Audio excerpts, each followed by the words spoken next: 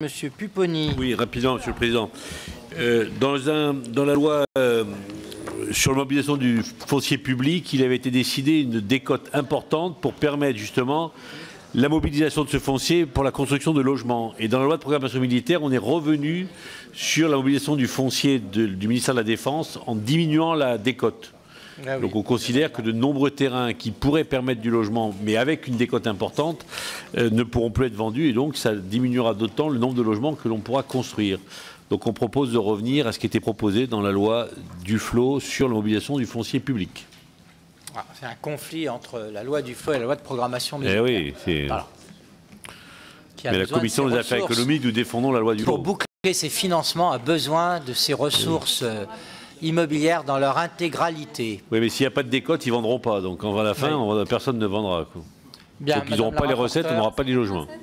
Oui, sur le 314, pardon. Sur le 394. Donc sagesse.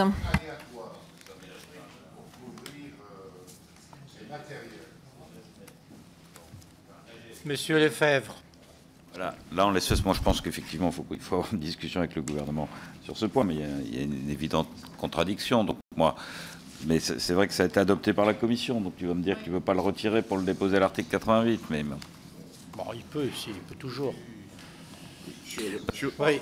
Là, pour le compte, on peut nous accepter en sachant qu'il y a une contradiction sur le texte qu'on a voté, mais dans l'espèce, il faudrait qu'on arrive à couper dans notre discussion. Là, pour l'instant, moi, je ne vois pas où on atterrit. Qu'en pense le président du Conseil de l'immobilier, qu'on a la chance d'avoir parmi nous? Alors, manifestement, le dernier ministère qui fait de la résistance sur son immobilier, c'est le ministère de la Défense. À titre personnel, je pense que la défense de la France, les armes de la France, méritent quand même un autre traitement que ces aléas d'une vente ou non de l'immobilier. Dernièrement, un immeuble a été vendu pas loin d'ici. Les conditions de la vente ont été exceptionnelles et ont dépassé toutes les estimations. Mais c'était... Bon, ils ont fait une bonne affaire. L'année prochaine, ça peut être tout à fait le contraire. Alors on va acheter un Rafale de moins ou de plus, ou on va lancer une attaque, je ne sais pas où, en Syrie, en fonction de la vente de ça. Ça ne m'apparaît pas très sérieux en termes de défense. Non, mais attendez, il faut faire aussi un peu d'humour. Par contre, le ministère de la Défense est dans l'impossibilité financière de pratiquer normalement les dépollutions nécessaires à la vente. Donc, ça bloque aussi les ventes. Et puis, quand des terrains... J'ai plusieurs exemples. D'ailleurs, mon collègue... Ah ben, s'il était là, il aurait pu le dire. J'attends d'ailleurs les réponses du ministère. Il y a des terrains où les opérateurs qui veulent acheter sont des opérateurs en capacité de faire de la dépollution. Ben, il n'y a plus d'interlocuteurs. Donc, je pense qu'il faut rappeler à l'ordre le ministère de la Défense sur la gestion de son immobilier.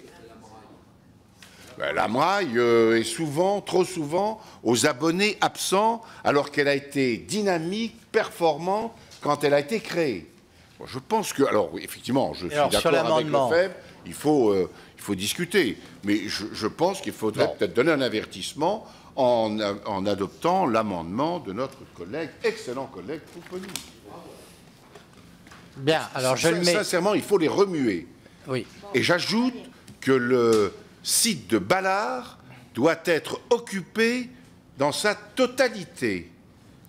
Et que le premier exemple à donner, c'est que le cabinet du ministre et le ministre aillent à Ballard. Je suis allé il y a 3 semaines à Ballard. C'est mal desservi par le métro, quand même. Quand même, c'est la ligne... Ah non, non, c'est le bout de la ligne 8, mais il faut marcher au moins 500 mètres, 800 mètres pour aller... C'est direct d'ici avec la 8, oui. Hein, invalide... Bien. Bon, alors, dans ces conditions, on va bien mettre aux voix l'amendement de M. Pupponi, avec avis de sagesse, voilà, qui est pour son adoption, avis contraire, il est...